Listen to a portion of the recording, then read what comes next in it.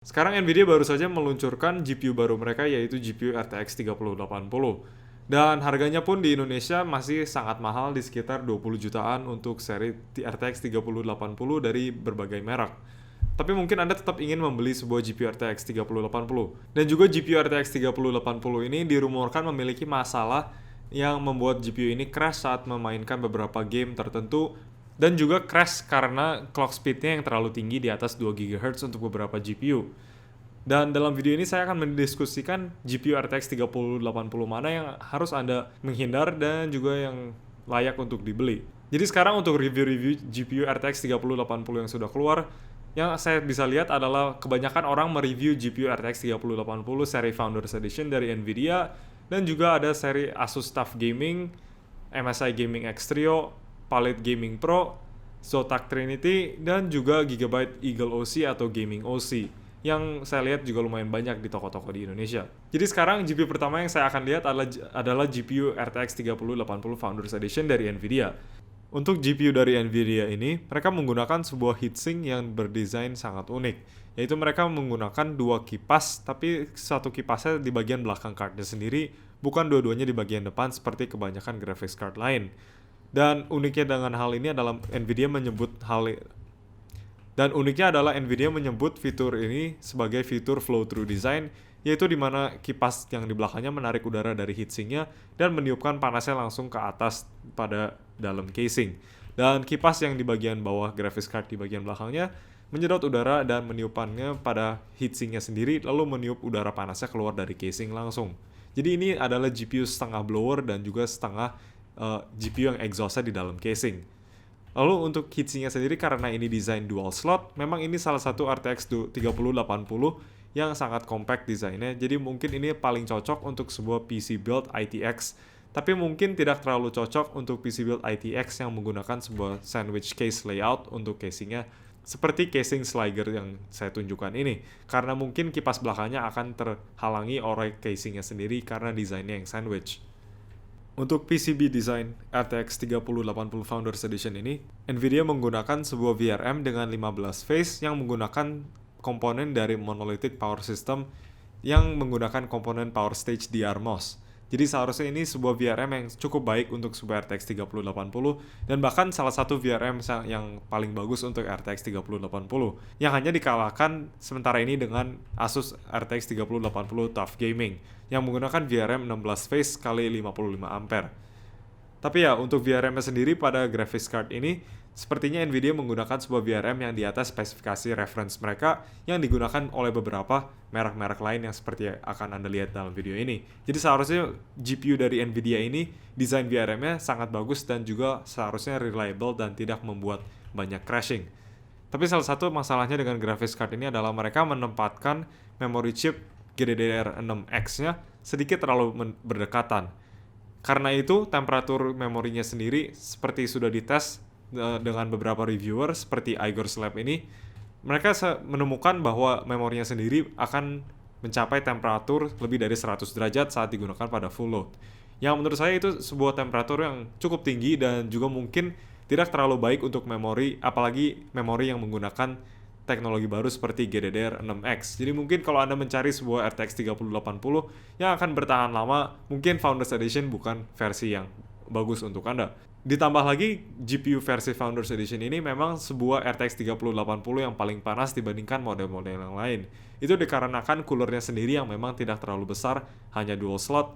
Jadi tentu saja kapasitas pendinginnya sendiri tidak akan sebesar GPU-GPU lain yang menggunakan triple fan dan juga 3 slot yang lebih tebal. Tapi salah satu hal baiknya dari versi Founders Edition ini adalah Nvidia memperbolehkan untuk menaikkan power limitnya mencapai 370 watt, yaitu lebih tinggi dibandingkan GPU-GPU RTX 3080 lain kecuali versi Asus TUF Gaming yang bisa dinaikkan mencapai 375 watt. Jadi seharusnya potensi overclocking dari GPU Nvidia Founders Edition ini seharusnya lumayan baik, walaupun coolernya bukan yang paling bagus. Lalu tentang kapasitor yang digunakan oleh Nvidia di belakang GPU-nya, yang sedang didebatkan oleh banyak orang, Nvidia menggunakan kapasitor-kapasitor yang mahal versi MLCC, bukan versi postcap yang lebih murah yang biasanya disalahkan untuk membuat masalah crashing pada RTX 3080.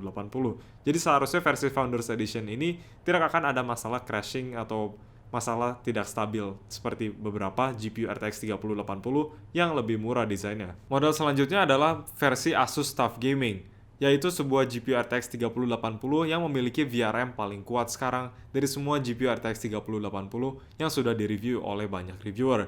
Karena GPU ini menggunakan sebuah VRM 16 phase kali 55 ampere, yaitu berarti ini sebuah GPU RTX 3080 yang memiliki VRM paling kuat. Yaitu berarti GPU ini memiliki sebuah VRM yang sangat kuat yang mungkin bisa digunakan untuk overclocking lebih tinggi.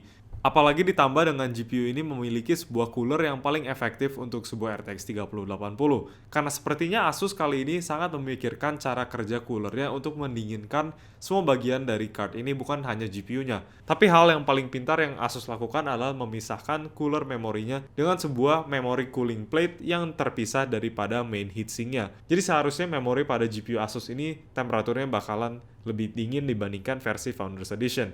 Jadi sepertinya engineer dari Asus memang mengakui bahwa memori GDDR6X ini memang lumayan panas saat dijalankan pada full load. Dan Asus TUF Gaming ini memang sebuah RTX 3080 yang paling dingin dan juga paling tidak berisik dibandingkan semua model yang lain.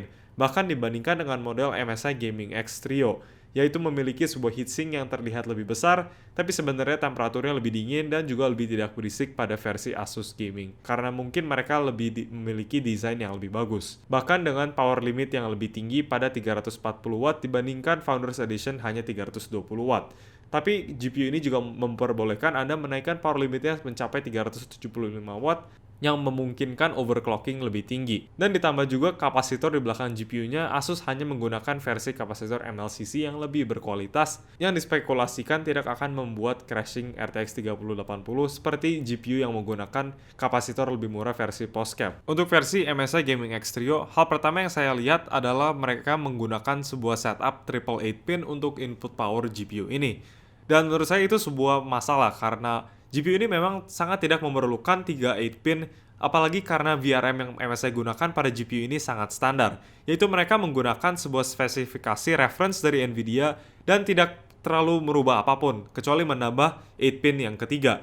Dan itu pun tidak terlalu berguna karena bahkan GPU Asus dan juga GPU Founders Edition yang hanya menggunakan 2 8-pin memiliki power limit yang lebih tinggi saat di overclock, yaitu Asus mencapai 375 watt dan juga yang Nvidia Founders Edition mencapai 370 watt, di mana MSI ini sama seperti Palit Gaming Pro hanya bisa menaikkan mencapai 350 watt. Jadi saya tidak mengerti kenapa MSI menggunakan sebuah setup 3 8-pin, melainkan hanya membuat orang-orang yang membeli GPU ini lebih sebal dengan MSI karena mereka harus menggunakan 3 kabel dari power supply yang akan terlihat lebih jelek dibandingkan hanya menggunakan 2 kabel saja. Jadi saya sangat tidak mengerti kenapa MSI menggunakan desain seperti ini. Dan untuk coolernya sendiri, walaupun mereka menggunakan sebuah heatsink yang sangat besar, yang mungkin terlihat lebih besar daripada Asus TUF Gaming, sebenarnya performa coolernya sendiri tidak terlalu bagus, karena MSI menggunakan sebuah sistem direct touch heat pipe, melainkan menggunakan copper blaze plate untuk menyebarkan panasnya.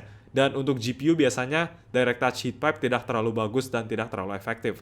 Oleh karena itu temperaturnya bahkan lebih jelek dibandingkan versi Zotac Trinity yang saya akan bahas nanti. Jadi untuk versi MSI ini, VRM-nya biasa saja, power inputnya 38 pin yang sangat tidak diperlukan, dan juga heatsinknya sangat besar tapi tidak terlalu memuaskan temperaturnya. Jadi menurut saya versi MSI ini memang kurang bagus desainnya, tapi setidaknya mereka menggunakan sebuah kapasitor MLCC satu grup dan dilingkari oleh beberapa kapasitor postcap yang lebih murah. Tapi seharusnya sistem kapasitor ini masih mencukupi dan tidak akan membuat GPU ini crash. Lalu untuk versi Zotac Trinity RTX 3080 ini, saya sangat kecewa saat saya melihat semua review ini karena sepertinya Zotac menggunakan segala cara untuk menurunkan harga produksi GPU ini dengan memotongkan berbagai komponen pada VRM-nya sendiri dan bahkan menggunakan VRM sangat basic dari versi reference Nvidia dan tidak dirubah apapun, malahan mereka mengurangi beberapa komponen agar lebih murah. Halnya seperti Anda bisa lihat, GPU ini hanya memiliki sebuah VRM 13 phase 50 ampere seperti versi reference dari Nvidia dan tidak memiliki kapasitor-kapasitor yang mahal versi MLCC di belakangnya, melainkan hanya menggunakan kapasitor postcap yang sangat murah yang membuat GPU ini dibilang oleh banyak orang-orang membuat GPU RTX 3080-nya sering crash di dalam game. Karena GPU ini tidak memiliki kapasitor yang mencukupi di belakang GPU-nya sendiri dengan menggunakan kapasitor yang lebih murah. Karena itu, menurut saya GPU Zotac ini seharusnya dihindari saja, apalagi karena ini adalah sebuah GPU yang tetap saja harganya lumayan mahal, karena ini masih RTX 3080. Apalagi Zotac juga menurunkan kapasitas power limit maksimalnya dengan hanya 336 watt, yaitu power limit paling rendah dari semua model RTX 3080 yang lain. Berarti Zotac sendiri pun sepertinya tidak terlalu yakin bahwa PCB mereka bisa menahan RTX 3080 dengan power limit dinaikkan, dan juga mungkin mereka tidak terlalu confident dengan cooler mereka yang juga kurang bagus. Walaupun cooler ini sebenarnya masih sedikit lebih bagus daripada Palette Gaming Pro dan juga sepertinya sebenarnya lumayan dekat dengan cooler dari MSI. Tapi karena PCB-nya yang dirancang untuk menurunkan harga produksi yang sangat tidak bagus sekali dibanding GPU RTX 3080 yang lain, menurut saya seharusnya dihindari saja versi Zotac ini.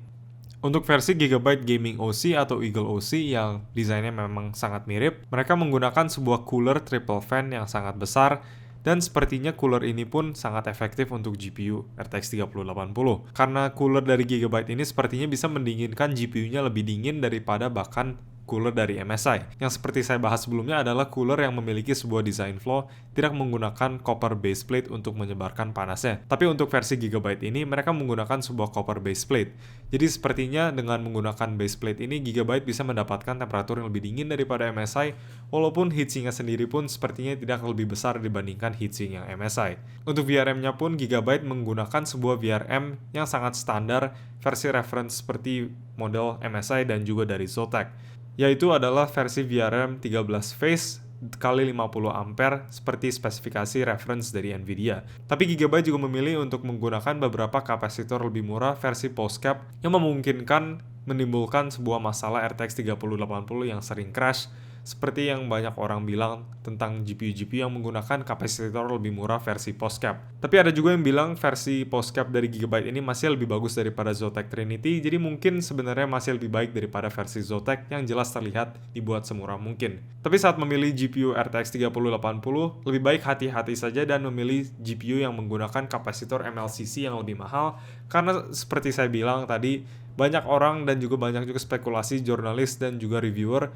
bahwa kapasitor postcap yang lebih murah menimbulkan masalah RTX 3080 yang sering crash di game, dan dimana GPU yang menggunakan kapasitor MLCC tidak melihat masalah seperti itu.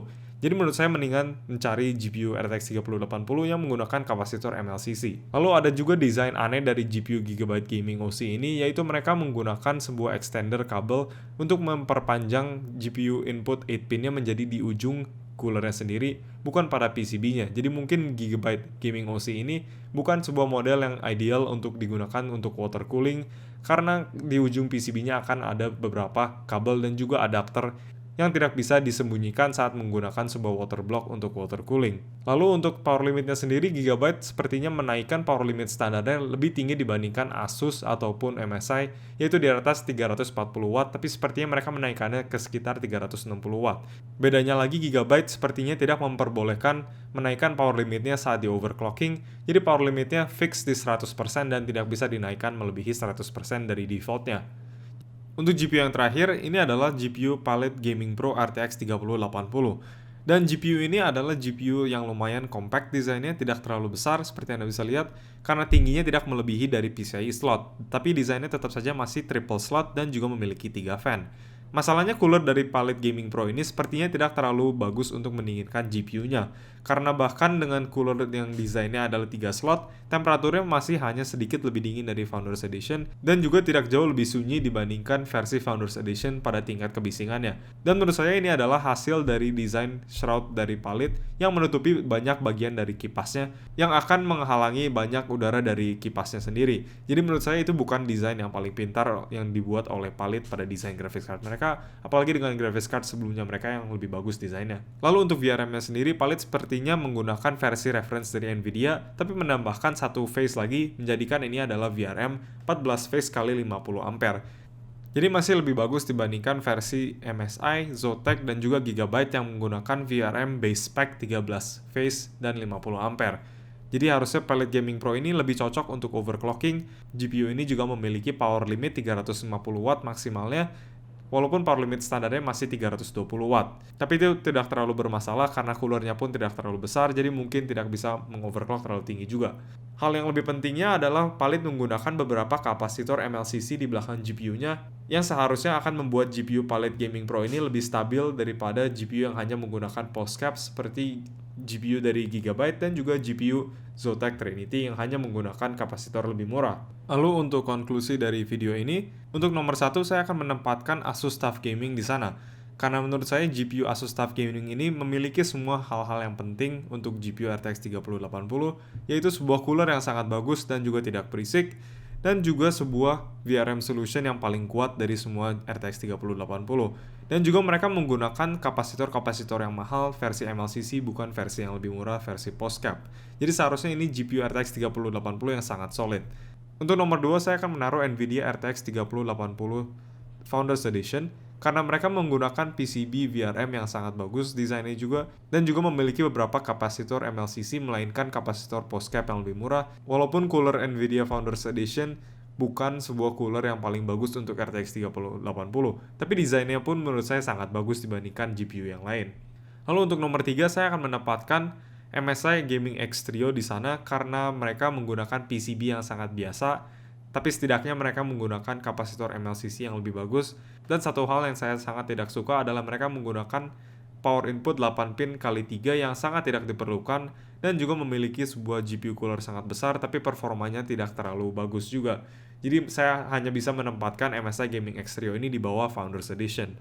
Lalu untuk nomor 4 saya akan menempatkan Palit Gaming Pro OC karena walaupun mereka memiliki sebuah VRM yang lebih bagus daripada MSI dan juga menggunakan kapasitor MLCC, mereka tidak memiliki cooler yang lebih bagus dari MSI, dan coolernya juga hanya sedikit lebih baik dibanding Founders Edition yang menurut saya tidak terlalu bagus hasilnya.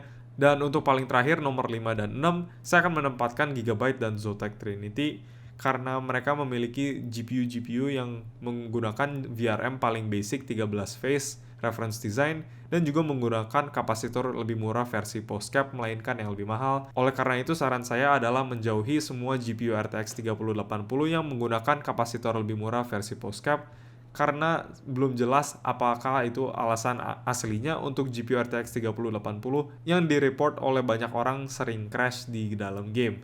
Jadi menurut saya sekarang lebih aman untuk memilih GPU yang memiliki kapasitor MLCC yang lebih bagus. Tapi itu saja untuk video kali ini, dan jika Anda menyukainya tolong pencet like dan juga tolong klik subscribe untuk melihat video-video saya yang lain, dan mungkin saya akan melakukan beberapa review RTX 3000 sendiri saat saya mendapatkan cardnya sendiri.